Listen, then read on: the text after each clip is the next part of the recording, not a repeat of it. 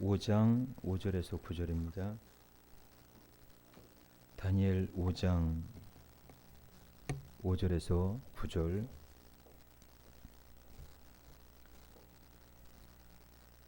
자, 다니엘 5장 5절에서 9절 구약성경 1240면에 있습니다. 다니엘 5장 5절에서 9절까지 우리 한 목소리로 같이 합독합니다. 시작. 그때에 나타나서 사회에게 글자를 쓰는데 왕의 그 글자 쓰는 손가락을 본지라. 이에 왕의 즐기던 얼굴빛이 변하고 그 생각이 번민하여 널쩍다리가 녹는 듯하고 그의 무릎이 서로 부딪힌지라. 술객과 갈대아 술사와 점쟁이를 불러오게 하고 바벨론의 지혜자들에게 말하되 누구를 막론하고 이 글자를 읽고 그 해석을 내게 보이면 자주색 옷을 입히고 금사슬을 그의 목에 걸어 주리니 그를 나라의 셋째 통치자로 삼으리라 하니라. 그때 왕의 지혜자가 다 들어왔으나 능히 그 글자를 읽지 못하며 그 해석을 왕께 알려주지 못하는지라. 그러므로 벨사살 왕이 크게 번민하여 그의 얼굴빛이 변하였고 귀족들도 다 놀라니라. 아멘. 우리 임미숙 집사님 감사의 예물 드렸습니다. 잠깐 예물을 위해서 축복 기도하겠습니다. 하나님 앞에 귀한 예물을 올려드립니다. 드려진 예물을 주님 기억하시고 역사하셔서 감사의 조건들이 더 많아지게 하시며 감사의 능력을 회복하게 하시며 하나님의 은혜 가운데 번민이 사라지고 오히려 기쁨과 감사한 일들이 많아지도록 역사하여 주옵소서. 가정의 평안이 깃들게 하시고 무엇보다 심령의 평안과 기쁨과 육신의 모든 건강이 회복되는 은혜가 있게 하여 주시고 살아계신 하나님을 체험하는 귀한 집사님 되어서 주님을 간증하게 하시고 하나님의 삶에 늘 주님을 높이는 삶을 살아갈 수 있도록 이 예물에 축사하여 주옵소서. 오병의 기적의 역사가 있을지어다. 내 믿음대로 될지어다. 함께하여 주실 줄로 믿사옵고 예수 그리스도 이름으로 축복하며 기도합나이다. 아멘. 자, 우리 오늘 하나님의 말씀 우리 다니엘서 5장 우리 5절에서 9절 말씀의 제목은요 하나님의 경고입니다. 경고. 예. 우리가 이렇게 길 가다 보면 경고라는 팻말을 많이 봤을 거예요. 예, 경고라는 팻말을 딱 보면은 이 경고를 무시했을 경우는 생명을 잃을 수도 있어요. 예, 마치 그것은 생명과도 같습니다.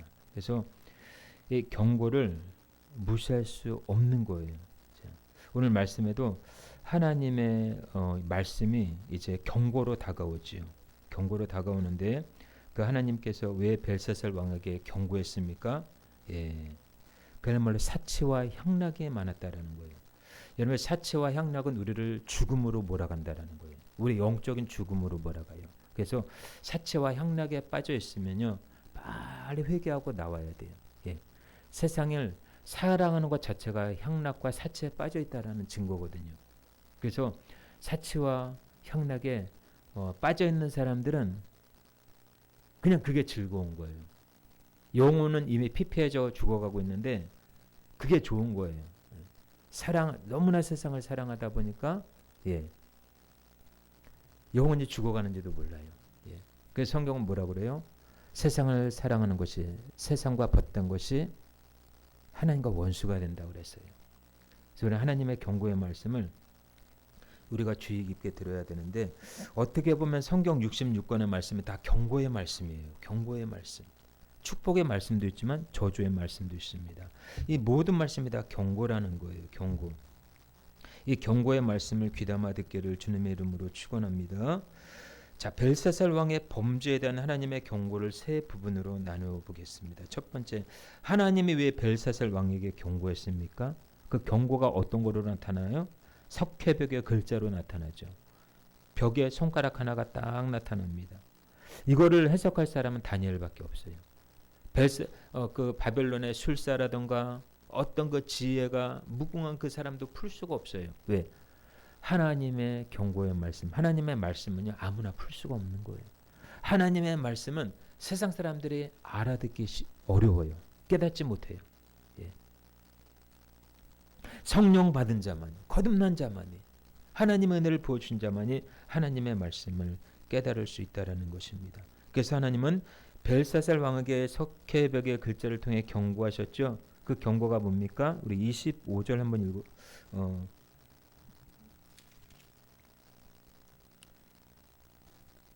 자, 석회벽에 경고 글자가 나오는데, 자, 그때 사람의 손가락들이 나타나서 왕궁 촛대 맞은편 석회벽에 글자를 쓰는데 왕이 그 글자 쓰는 손가락을 본지라. 자, 손가락을 봤어요. 그 손가락의 저기 이름이 뭡니까? 따라서 합니다. 메네메네 데겔 우바르신. 자, 25절 한번 읽어볼까요? 다니엘 5장 25절. 자, 25절 시작. 기록된 글자는 이것이니 곧 메네메네 데겔 우바르신이라. 아멘. 자, 이 말의 의미가 뭘까요? 이 말의 의미는 메네메네라고 하는 것은, 자, 이미 왕의 시대는 끝났습니다 이 말이에요. 벨사살 왕이요, 당신의 시대는 끝났습니다. 이게 메네메네. 그 다음에 데겔은 뭡니까? 데겔은 왕을 저울에 달아보니까 부족합니다 이렇게 얘기해요. 하나님의 저울에 달아보니까 왕이 그 저울에 미치지 못합니다. 이것도 하나의 경고예요. 그렇죠? 그 다음에 우바르신, 이건 뭐냐면 메대와 바사 사람에게 주었다라는 거예요. 왕위도 주었지만 이제 나라도 빼앗긴다라는 거예요. 여러분, 이러한 경고 내용이 석회벽에 글자를 써서 전해진 것은 어떤 의미일까요? 자, 석회벽은 흰 벽입니다. 그 벽에 쓰여진 글자는 하나님의 말씀이에요. 하나님의 말씀이 글자라는 특별한 방식으로 전해졌다는 것입니다. 하나님께서 석회벽의 글자로 경고하심은 말씀 경고를 의미해요. 말씀 경고. 하나님의 말씀 여러 가지 형태로 증거가 되죠. 직접적인 소리와 음성을 통해서 증거되기도 하고요. 자연적 현상으로 증거되기도 합니다. 때로는 환경을 통해서, 여러 사건들을 통해서, 사람을 통해서 하나님의 음성을 들을 수 있어야 돼요. 아멘.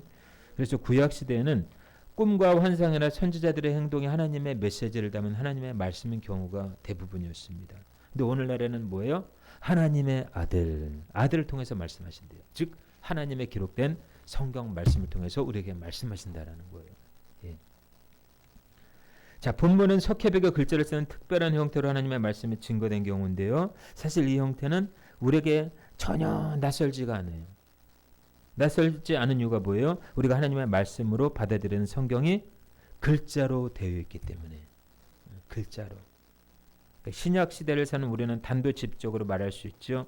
하나님의 말씀의 경고는 오늘날 이르러서 성경 경고라고 할 수 있습니다. 성경 경고. 그러니까 성경을 떠나서, 성경 말씀을 떠나서 하나님의 메시지를 받으려는 시도는 언제나 위험할 수가 있어요. 하나님의 기록된 하나님의 말씀을 제쳐놓고 주의 음성을 듣는다. 예전에는 예언 받으러 많이 다녔어요. 기도원에 자꾸 머리 내밀고 예언 기도 받고 막 이런 일들을 많이, 요즘에도 그런 경우가 많이 있는데 그게 잘못되는 건 아닌데 너무 거기에 치우치다 보면은 기록된 정작 하나님의 말씀에서 벗어나서 약간 신비주의를 따를 수가 있다는 거예요. 누구보다 저는 은사에 대해서 이렇게 인정을 합니다.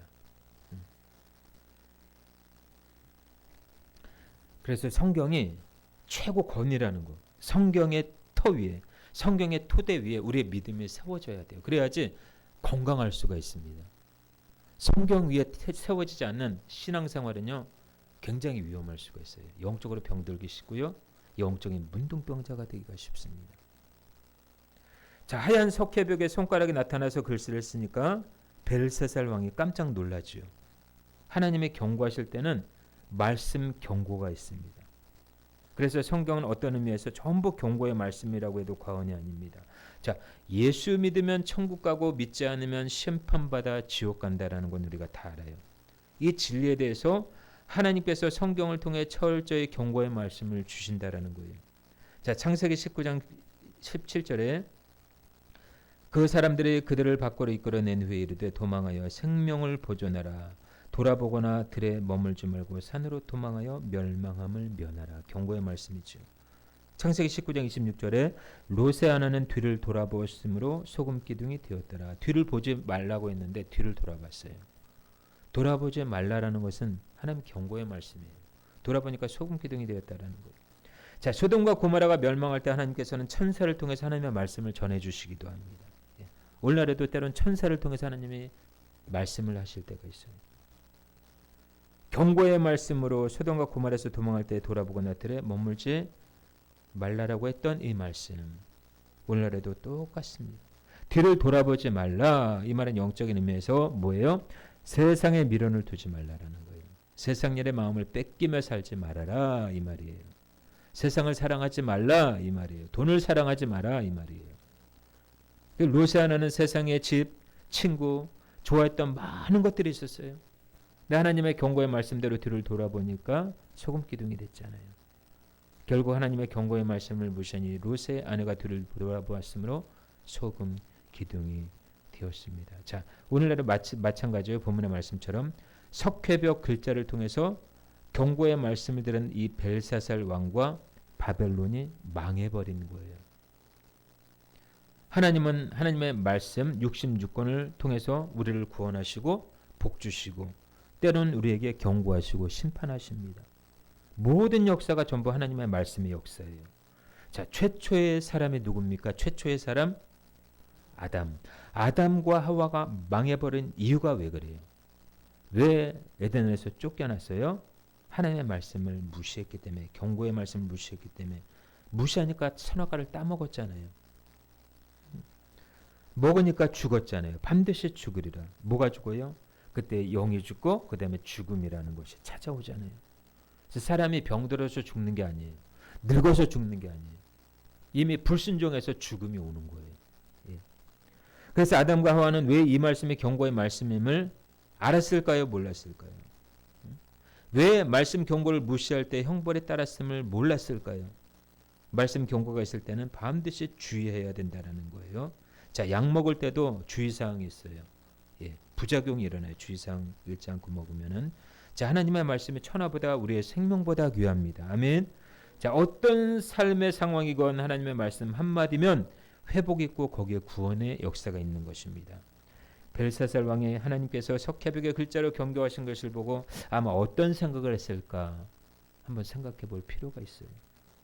그것은 말씀 경고였다라는 거예요. 벽에 손가락이 나타났다라는 건 경고예요. 경고. 응? 말씀 경고는 하나님의 심판이 멀지 않았다라는 것입니다. 자, 두 번째는 어떻게 나타납니까? 하나님의 경고가 벨사살 왕이 번민하고 두려워해요. 그게 경고라는 거예요. 여러분들, 내가 왠지 모르게 좀 두렵고 살아가면서 좀 마음이 두렵고 자꾸 생각이 번민하고 그러면은 내가 주님과 약간 떨어져 있다고 생각하면 돼요. 주님과 관계를 빨리 회복하셔야 돼요. 그럴 때 내 마음이 뭔가 답답하고 두렵고 근심 걱정이 있고 그러면 주님과의 관계를 빨리 회복해야 돼요. 그때는 뭐 금식을 하든지 기도를 하든지 빨리 주님 앞에 엎드려야 돼요. 그게 영적으로 멀어졌다라는 증거거든요. 예. 그래서 하나님께서 석회벽의 글자로 경고하신 것을 본 벨사살 왕의 반응이 네 가지로 나타납니다. 첫 번째, 얼굴빛이 변해요. 얼굴빛이. 두 번째로, 생각이 복잡해요. 여러분, 생각이 복잡하면 안 돼요. 할렐루야. 생각을 비우시길 축복합니다. 그리고 널쩍다리 마디가 녹는 듯해요. 그리고 또 하나, 무릎이 서로 부딪혀요. 예. 이게 벨사살 왕의 반응이에요. 반응. 석회벽에 손가락이 딱 나타나니까 얼굴빛이 변하고, 그리고 생각이 많아지고, 널쩍다리 마디가 녹는 듯하고, 무릎이 서로 부딪히고. 왜? 본인이 그걸 알기 때문에. 무슨 뜻인지 모르는데 그 마음에 두려움이 생긴 거예요. 두려움이 생겼다라는 건 뭐예요? 아, 하나님의 경고구나. 그 뜻을 해석할 수는 없지만은 경고구나. 응? 얼굴빛이 변했다거나 널쩍다리 마디가 녹는 듯하고 모든 무릎이 서로 부딪히는 현상을 통해서 벨사살 왕이 두려워했음을 우리는 알 수 있습니다. 그래서 하나님께서 벨사살 왕이 두렵고 번민하고 그렇게 함으로써 경고를 했죠. 하나님. 자, 말씀 경고를 듣는 자들의 반응은 어떨까요? 자, 하나님의 말씀이 오늘 본문에도 9절에도 반복되는데 거기에는 벨사살 왕만 있는 것이 아니에요. 귀족들까지도 있어요. 귀족들의 반응까지 기록하고 있죠. 자, 귀족들의 반응이 어때요? 자, 9절 한번 읽습니다. 9절. 9절 시작. 그의 얼굴빛이 변하였고 귀족들도 다 놀라니라. 아멘. 귀족들의 반응이 놀라죠. 놀라요. 말씀 경고를 듣는 자들은 이렇게 반응할 수밖에 없습니다. 그래서 하나님의 말씀은 진리의 말씀이고 반드시 이루어집니다. 능력 있고 살아있는 말씀이에요. 그래서 하나님의 말씀 경고를 듣고서 벨사살 왕과 귀족들이 모두 놀랐대요. 예. 하나님은 그들의 상태를 통해서도 경고가 얼마나 엄중한 것인지를 보여주고 계십니다. 자, 법정에서요. 사형 선고를 받은 자는 그 시행일이 아직 멀었다고 해도 번민을 해야 안 해요. 번민을 합니다. 두려워할 수밖에 없어요. 예. 그래서 중국에는 이 사형 제도가 아주 잘 돼 있어가지고 예를 들어서 내일 만약에 사형에 처한다 그러면 오늘 먹고 싶은 거 입고 싶은 거 다 허락한대요. 예. 만약 예를 들어서 귀걸이를 차고 싶다. 원피스를 뭐 입고 싶다. 그러면 그 전날 사형 전날에는 다 허락한대요. 먹고 싶은 거 다 해준대요. 그리고 그 다음날 형장의 이슬로 사라진대요. 사형을 하니까. 예. 사형 선고를 딱 받은 사람은 그날이 언제인지 모르지만 시행될 줄 알기 때문에 두려우는 거예요. 그래 번민하는 거예요. 자, 하나님의 말씀의 경고는 더 이야기할 필요가 없이 두려운 말씀이라는 것입니다. 할렐루야. 그래서 인간의 결정은 번복될 가능성이 있죠. 그렇죠? 결정은 결정하다가도 반복할 수가 있어요. 근데 하나님의 말씀은 번복되지 않는다라는 거예요. 말씀하신 것을 그대로 이루신다라는 것입니다. 아멘. 그러므로 하나님의 말씀 경고가 벨사살 왕을 번민하게 하고 두려워하게 했다라는 것입니다. 어떤 측면에서 우리는 말씀 경고 앞에 번민하고 두려워할 필요가 있습니다. 예. 오늘 벨사살 왕은 심판과 멸망의 경고를 받았기 때문에 돌이킬 수 없었지만 우리를 향한 거의 대부분의 경고는요. 어디에서 기인한 것일까요? 따랐습니다. 사랑. 예. 하나님 우리에게 경고하시는 것은 뭐예요? 우리를 미워서 그럴까요? 우리를 사랑하기 때문에 경고하는 거예요. 우리를 사랑하지 않으면 경고도 하지 않아요. 관심도 안 가져요. 사랑에 기인하기 때문에 우리에게 경고하는 것입니다. 하나님의 말씀이 어떤 말씀이든지 우리의 영혼을 살리는 말씀인 줄로 믿습니다. 그래서 우리가 돌아오기를 또 회개하기를 바라시고 경고하는 하나님의 사랑의 말씀이에요. 그 경고 앞에 변면하며 두려워하며 회개하고 돌이키는 것이 지혜다 이 말입니다. 말씀 경고가 없다면 무조건 받아들이고 주의하는 것이 최고이겠지요. 예수님께서 십자가에 달리시기 직전에 주신 말씀도 일종의 경고입니다. 자, 예수님은 베드로에게 이렇게 얘기하죠. 네가 3번 나를 부인하리라 경고합니다. 하지만 베드로를 포함한 제자들은 그 경고를 듣지 않지요. 그것이 경고조차인지 모릅니다. 더불어 이 경고를 받아들이지 않아서 제자들은 말씀의 자신들의 연약함을 통해 성취하는 것을 확인할 수가 있었어요. 자, 오늘 벨사살 왕도요. 말씀 경고 뒤에 변민하며 두려워하였는데 이 같은 모습도 베드로에게서 나타나는 것을 볼 수가 있습니다. 자, 아무 힘없고 연약한 여종 한 사람의 말도 완강히 부인을 하지요. 베드로가. 그러니까 예수님을 절대 모른다고 저주하기까지 한 베드로는 그의 마음이 이미 번민하고 두려워하고 있었다는 것을 알 수 있습니다. 자, 그래서 죄는 우리에게 번민과 두려움을 가져다 준다라는 거예요. 죄라고 하는 놈은 우리에게 번민과 두려움을 가져다 준다라는 거예요. 오늘 벨사살 왕처럼 사치와 형락에 빠져 있고 세상을 사랑하며 우상 숭배하는 자에게는 하나님의 말씀의 경고가 임한다라는 것을 알아야 돼요. 자, 마침내 번민하여 두려워하다가 심판받는 것인데, 자, 번민과 두려움을 오늘날로 이야기하면 뭘까요, 이게? 어느 사람이 자꾸만 생각이 복잡해요. 번민해요. 그리고 마음에 두려움이 생겨요. 이게 바로 따라서 합니다. 우울증이에요, 이게. 이것도 사탄의 유혹입니다. 우울증도 사탄의 역사예요. 사치와 향락과 세상에 빠진 결과가 뭐로 나타난다고요? 우울증으로 나타나요. 우울증으로. 여기 계신 여러분들 우울증 있는지 모르겠는데 깊이 들어가 보면 조금이라도 우울증이 있어요. 사치와 향락과 세상에 빠진 결과가 바로 우울증이라는 것입니다. 이 우울증이 심하면 자살까지 나타나요. 자살까지 이르게 돼요. 자, 벌써 수년 전에 우리나라의 우울증을 겪고 있는 사람들이요 급격하게 증가되고 있어요. 충격적인 보도는 뭐냐? OECD 회원국 가운데 우리 한국이 자살률이 1위래요. 자살률. 예. 그래서 이 죄라고 하는 것은 필연적으로 번민과 두려움을 몰고 오고 우울증을 가져다 준다라는 거예요. 그러니까 사단이 우리에게 주는 것은 뭐를 준다? 우울증을 준다라는 거예요. 우울증. 그러니까 우울증에 걸린 사람들은 좀 여행도 많이 다니고 또 찬양을 좀 많이 해야 돼요. 찬양. 기쁜 찬양. 이게 슬픈 찬양보다도 기쁜 찬양을 좀 많이 해요. 찬양이 언제나 넘치면 박수 치면서. 응?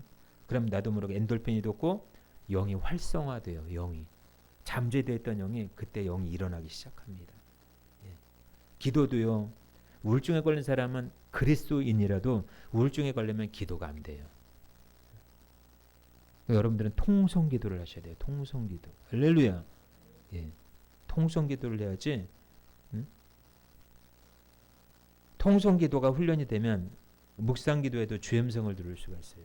근데 통성기도가 훈련이 안 되면 통성기도 하는데 묵상기도 하다가 끝나버려요. 예.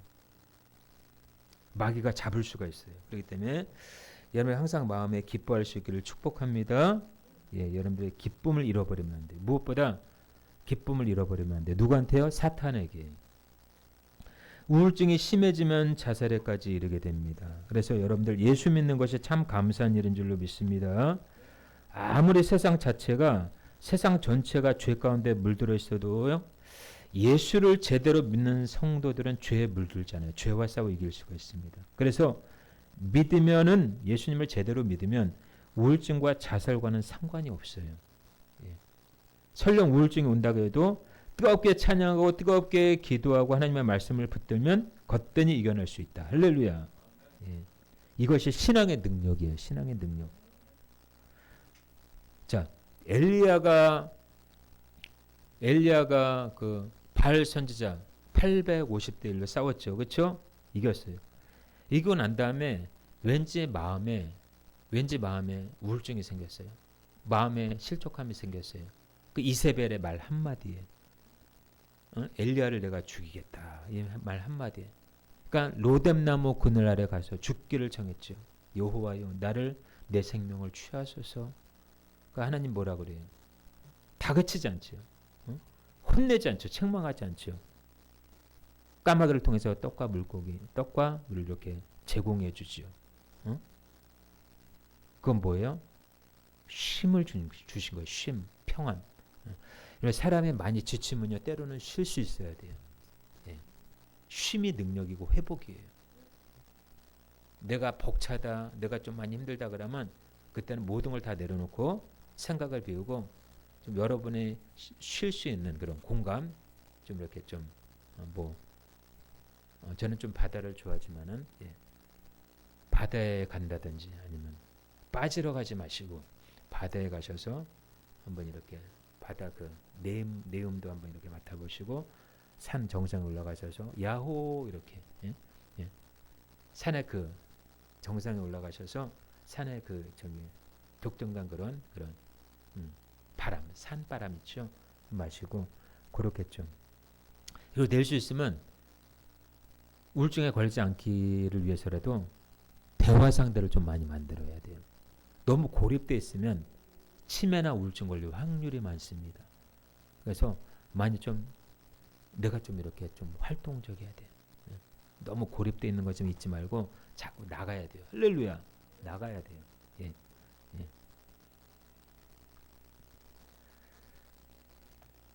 자, 그래서 오늘 본문의 벨사살 왕이 번민해서 두려워하게 된 것은 죄의 결과이고 죄에 따른 경고의 말씀의 결과라는 거예요.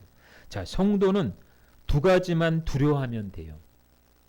두 가지만 두려워하면 돼요. 아멘. 자, 첫 번째 뭘 두려워해요?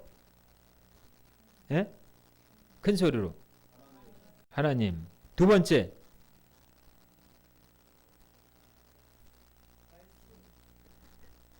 따라서입니다. 죄. 죄를 두려워해야 돼. 두려워하면 멀리하겠죠.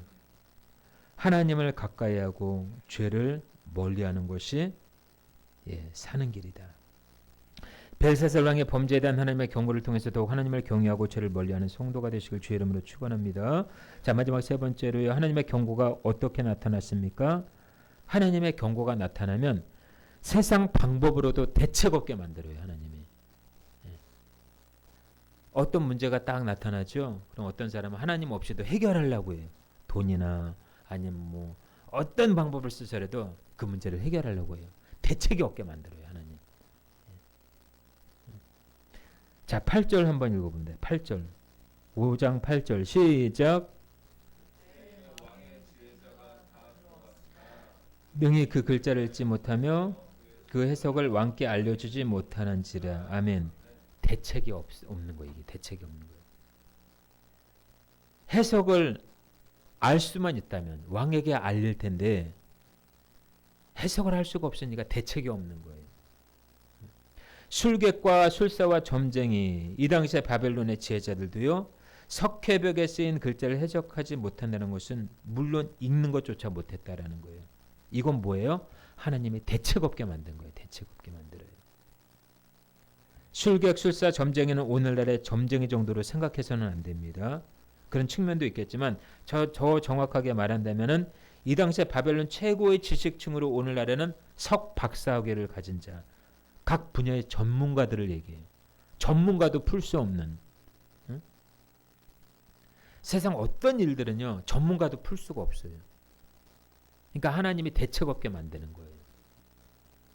그런데도 그들이 벨사살 왕을 도와서 벽 글씨를 해석하지 못한 것은 하나님께서 세상적 대책이 없게 함으로 경고를 주셨다라는 것입니다.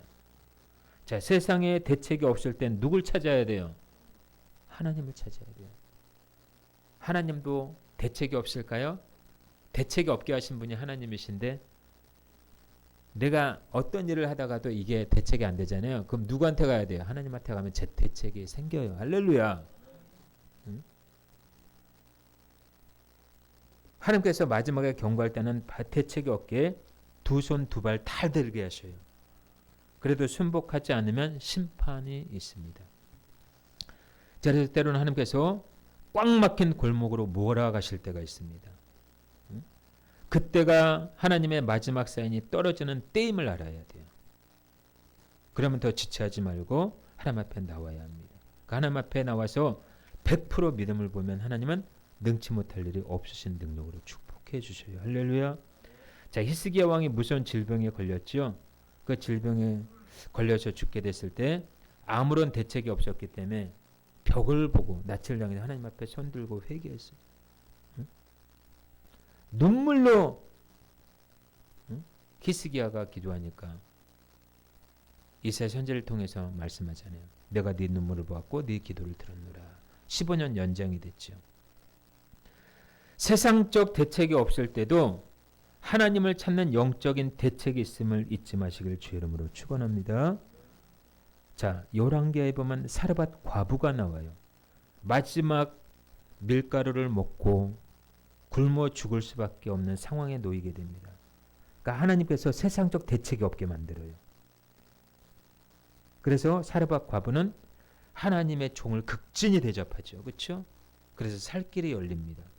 자, 하나님께 손들면 하나님께서 대책을 세워주셔요. 할렐루야. 네, 손드는 게 굉장히 중요해요. 손드는 거. 예? 손드는 거. 한번 우리 손 한번 들어볼까요? 이렇게 한번 들어볼까요? 이 훈련이니까. 자, 내리세요. 자, 이 손드는 거는 주님, 난 주님밖에 없습니다. 주님, 내가 항복합니다. 이 뜻이에요.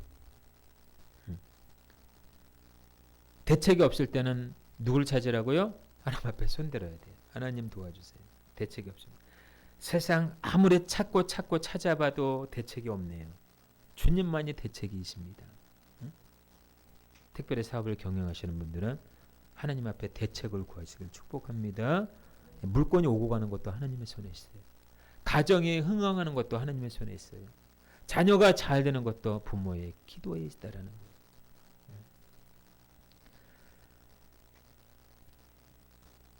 다니엘을 보면은요, 대책이 없을 때가 많았어요. 사자굴 속에 들어가니까 대책이 없는 거예요. 그러니까 하나님 앞에 기도했죠. 그러니까 하나님이 사자의 입을 봉함해 버리잖아요. 대책 있게 만들어요. 자, 다니엘의 그런 상황은 사단의 공격 때문에 오는 경우도 있고요. 동시에 하나님께서 대책이 없게 만드시는 경우도 있습니다. 그래서 우리는 불순종의 삶보다 순종의 삶을 살아야 돼요. 순종의 삶을 살 때 대책 있게 만드셔요, 하나님이. 만약 불순종의 삶을 살아가다 보면 하나님이 대책 없게 만들어요. 자꾸 뺑뺑이 돌려요, 뺑뺑이. 광야에서 이스라엘 백성들의 40년 광야를 돈 것처럼 뺑뺑이 돌린다니까요. 그러니까 하나님의 말씀을 무시하면 안 돼요. 경고를 무시하면 안 돼요. 그 경고를 통해서 하나님을 찾게 되고 하나님의 대책을 세워 주실 수 있도록, 하나님이 일하실 수 있도록 여러분들 모든 것 주님 앞에 드릴 수 있기를 축복합니다. 그래서 하나님의 지혜는 신묘막측해요. 세상적인 대책을 포기하고 하나님 앞에 나아가 하나님께서 친히 세워주시는 대책을 받아야 될 줄로 믿습니다. 자, 벨사살 왕의 경우를 통해서 세상적 대책이 없게 만드신 것이 하나님의 경고임을 깨달아야 돼요. 그 경고에 저와 여러분들이 반응할 수 있기를 주의 이름으로 축원합니다. 자, 말씀을 정리하겠습니다. 지금 이 시대에도 경고의 말씀을 들어야 돼요. 경고의 말씀. 네. 경고의 말씀. 네. 인류를 향하신 하나님의 마지막 경고는 나라도 대책이 없어요. 나라. 국가도 대책이 없어요. 어떤 일을 동원해도, 나라의 어떤 중요한 시스템을 총동원해도 대책이 없게 만들어요, 하나님은.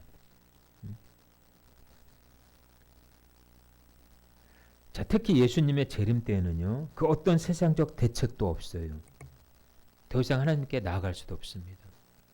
영원한 지옥불의 심판이 기다리고 있을 거예요. 자, 계시록 1장 7절에 볼지어다 그가 구름을 타고 오시리라. 각 사람의 눈이 그를 보겠고 그를 찌른 자들도 볼 것이요 땅에 있는 모든 족속이 그로 말미암아 애곡하리니 그러하리라. 아멘. 믿는 우리들을 위해서는 사전에 경고의 말씀이 있음에 감사할 수 있기를 바랍니다. 자, 마태복음 24장 42절에 그러므로 깨어 있으라. 어느 날에 너희 주가 임하는지 너희가 알지 못함이니라.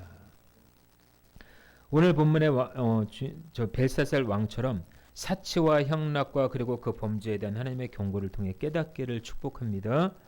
이 내용뿐만 아니라 구약의 모든 말씀은 우리에게 본보기가 된다라는 거예요. 자, 고린도전서 10장 6절에서 7절 말씀에 이러한 일은 우리의 본보기가 되어 우리로 하여금 그들이 악을 즐겨한 것 같이 즐겨하는 자가 되지 않게 하려 함이니 그들 가운데 어떤 사람들과 같이 너희는 우상 숭배하는 자가 되지 말라. 아멘. 이스라엘 백성이 우리의 본보기가 되었다는 거예요. 구약의 이스라엘 백성들을 통해서 우리가 그걸 거울 삼아야 돼요. 아, 이렇게 하면 멸망하겠구나. 이렇게 하면 망하겠구나. 이렇게 하면 실패하겠구나. 그러니까 그 본보기를 통해서 우리는 악을 즐겨하는 자가 되지 말고 우상 숭배하는 자가 되지 말아야 돼요. 벨사살 왕의 경우도 동일한 본보기라는 거예요. 벨사살 왕의 한나라의 사건 이야기로 끝나면 안 돼요. 아, 이 사건이 나의 이야기가 될 수도 있겠구나. 우리는 벨사살 왕의 사치와 향락을 보았어요. 그 범죄에는 세상을 너무나 사랑하는 것과 우상 숭배가 깊숙이 연관되어 있는 것을 볼 수가 있습니다. 그래서 하나님께서 그에게 경고하셨고 결국에는 심판하셨지요. 벨사살 왕처럼 악을 즐겨하는 자가 되지 말고 우상 숭배하는 자가 되지 말아야 될 줄로 믿습니다. 그래서 하나님의 경고를 받아들여서 심판의 자리까지 나와야 합니다. 자, 하나님께서 세상적 대책이 없게 하시는 것을 하나의 경고로 받아들인다면 좀 더 큰 지혜를 얻을 수 있는 기회인지도 몰라요. 경고를 무시하는 것보다 그 경고를 달게 받고 그 경고를 믿음으로 받고, 그래서 정말 대책이 없는 상황에서 대책을 간구할 수 있는 은혜가 있기를 축복합니다. 이 경고의 말씀을 통해 저와 여러분들이 정말 하나님의 말씀 가운데 나아갈 수 있기를 주의 이름으로 축원합니다. 기도하겠습니다.